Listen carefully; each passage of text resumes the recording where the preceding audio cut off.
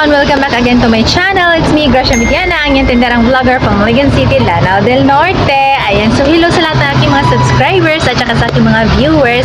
Kamusta kayo? Ayan, so welcome back again to my channel. Kung bago pa kitang viewers at hindi ka pa nakapag-subscribe, please do subscribe in my YouTube channel and then don't forget to click the notification bell para ma-notified ka in every videos that I upload. Lalong-lalo na doon sa mga videos na sinishare ko dito na may learnings kayong matutunan tulad ng business tips, business ideas at saka business experience na rin. Ayan. So, hello sa inyong lahat, lalo-lalo din sa aking mga subscribers. Ayan. So, kamusta kayo? Sana ay okay lang kayo, no? Ayan.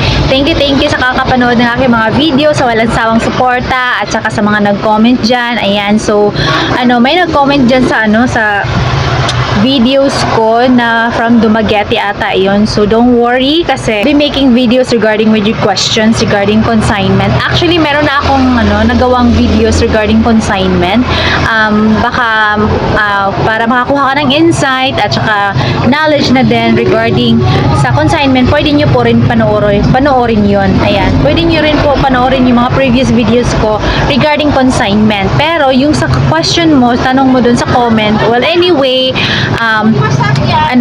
gagawa ako ng video, reaction video regarding dun sa tanong mo. Okay? Ayan. So, guys, ngayon, story time tayo. Isa sa mga biggest mistakes or isa sa mga mistakes na ginagawa ng mga small business owner tulad ko, hindi lang exclusive sa mga sari-sari store owner ha, any kind of business basta related siya sa negosyo. Kasi based on my observation, meron kasi akong mga nakikita na mga kakasimula pa lang magnegosyo. It's either sari-sari store or mga milk tea shop, mga shop or mga food business, ganon. Usually sa mga nakita ko is, ang mistakes talaga nila is yung asal boss agad. Asal boss agad. Wala pa nga, hindi pa nga nila sure or kumikita yung kanyang yung kanyang business is nag-aasal boss agad. What do I mean asal boss agad? Yun bang kumukuha na ng tao na pinapaswelduhan. Although wala namang masama doon, pero dapat talaga is dapat inoobserbahan mo din yung negosyo kung kaya ba i-cover ng kita ng negosyo mo yung manpower na kinukuha mo, di ba? Kasi pinapaswelduhan mo yun eh. Hindi mo pa nga nakikita na kumikita yung negosyo mo, may pinapaswelduhan ka na. Which is, isa din yan sa mga mistakes na ginagawa ng mga small business owner. Kasi based on my observation, dito sa aming lugar, ang dami nang nagtayo ng mga iba't ibang klaseng negosyo na kumukuha agad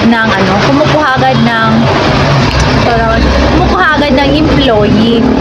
Wala namang masama doon kung kaya nila, di ba? Kaya nilang paswelduhan. Pero doon sa nakita ko is talaga hindi pa nila kayang i-provide yung may pinapasweldo sila kasi hindi pa nila nakikita yung bang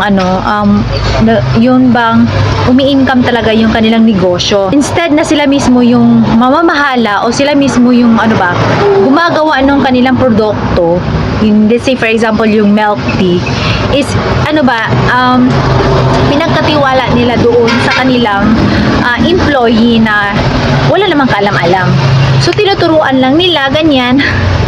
Tinuturuan pero hindi naman talaga kailangan. My God. Alam nyo, kung hindi nyo naman kaya i-provide yung may pinapasweldohan agad kayo, mas mabuti yung ikaw mismo may-ari, yung mga ngasiwa or pangungunahan mo sa pangangasiwa yung negosyo mo.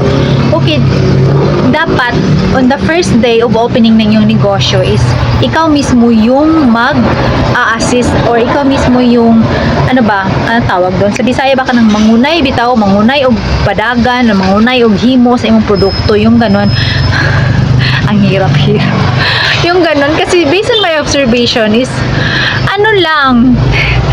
yung iba nakaupo lang, nagla-laptop, parang boss agad. Hoy, kumilos ka dyan. Kung gusto mo umasinso, dapat ikaw mismo mangunguna sa pangangasiwa o sa pamamahala ng negosyo mo. Huwag mong ipagkatiwala yung bago mong mga customer at saka bago mong negosyo sa iyong employee kasi hindi mo pa nga nakikita na kumikita yung negosyo mo. Ganyan ka na umasta, ganyan. ganyan. Mga bagong customer natin, so dapat alagaan, dapat magpapa-impress kasi kaka-open ng negosyo natin, no? So, based on my observation kasi doon sa mga ibang mga small business owner is pinagkakatiwala nila agad yung kanilang negosyo doon sa kanilang empleyado. Is alam naman natin yung may iba talagang mga empleyado na ang habol lang nila ay yung kanilang sweldo. Matapos ko lang tong araw na to, ayan, may sasahurin na ako. Wala pa yung tawag nilang malasakit, ganyan. Hindi lahat ng mga empleyado is may malasakit doon sa kanilang tinatrabahuan. Hindi ko naman nila lahat, no? Pero meron talagang iba dyan na sweldo lang yung habol. At the end of the day, okay, may pera ako ngayon, may sweldo ako ngayon kahit wala namang progress o wala namang masyadong ginagawa, yung ganon. Ayan. Itong video na to, i-share ko lang naman sa inyo. Just a reminder na as a sari-sari store owner or as a small business owner na kailangan natin kumayod. Kailangan natin tayo mismo yung may-ari, dapat mangangasiwa or mag-manage mismo ng ating negosyo. Huwag natin ipagkatiwala agad.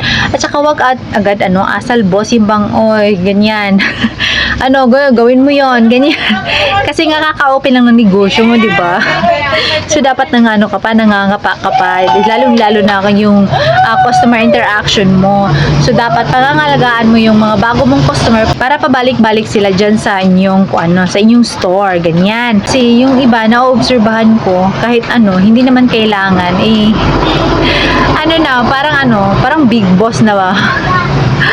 Uy, wag ganyan. Ginawa ko lang. Unsao na lang yun.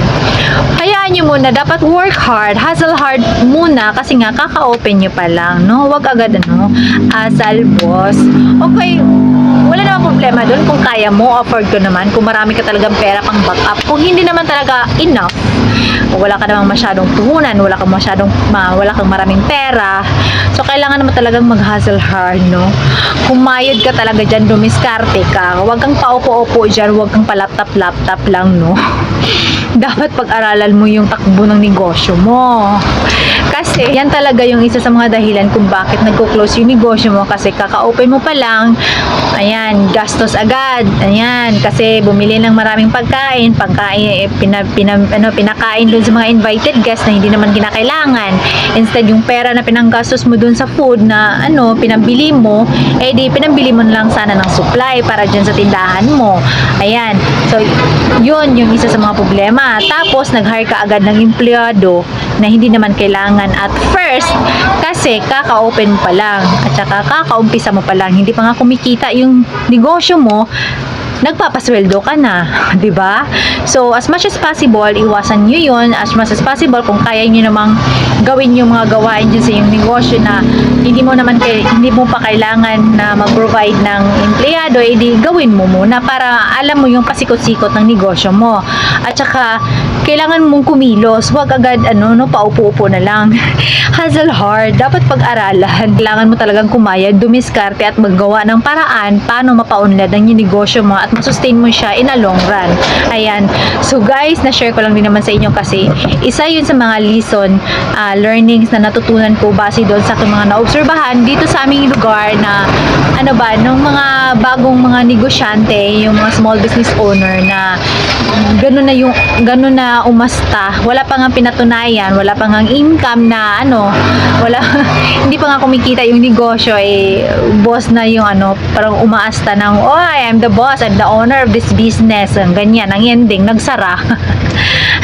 Ayan, ang ending, nagsara kasi hindi na masustain. Kasi nga, dami ng expenses. Ayan, guys, na-share ko lang din naman sa inyo. I hope may learnings kayong natutunan. Kasi ako, may learnings talaga ako natutunan base dito sa aking naobserbahan sa ibang mga small business owner na nagtayo ng negosyo dito sa lugar namin. Ayan, that's it. Na-share ko lang din naman sa inyo, guys. Thank you so much for watching. At saka, I'll see you in my next video. At saka sa mga bago kong viewers, kung hindi ka pa nakapag-subscribe, please do subscribe on my YouTube channel and then don't forget to click the notification bell para ma-notified ka in every videos that I uploaded. Ayan, that's it. I'll see you in my next video. Bye! God bless! Happy selling and gracias everyone! Bye!